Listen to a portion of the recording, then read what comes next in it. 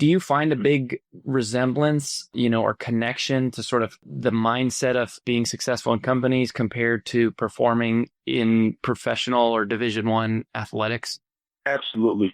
That's why wherever I go, I always talk, even if, the executives in the audience, I'm speaking at a corporation or a conference, I always say, I personally believe in my personal story is that athletics is the greatest teacher of all.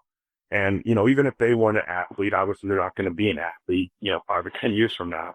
And maybe even that they might have a son or a daughter that, might be at the age that they want to go into athletics. And my hope is that one day they get to experience truly one of the greatest teachers of all of life, what it teaches about ourselves and our characteristics and the daily disciplines in order to be successful.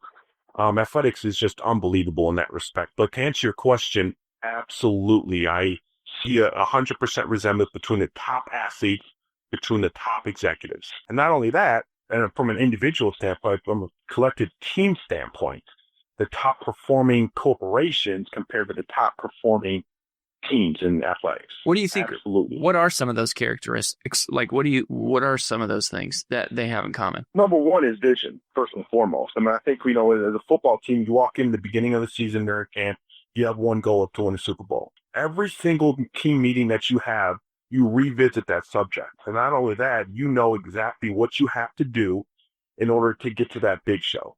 You know what you have to do day in, day out.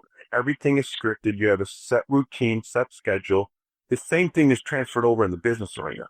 You have one goal, your one mission, one vision. Be 5, 10, even 5, 10 years from now in the business world.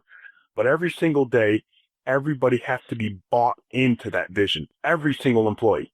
So I guess the part that I didn't know so much about your story was the low points. If somebody's listening right now, Matt, and let's say that they're going through one of those low points, what advice would you give to that person?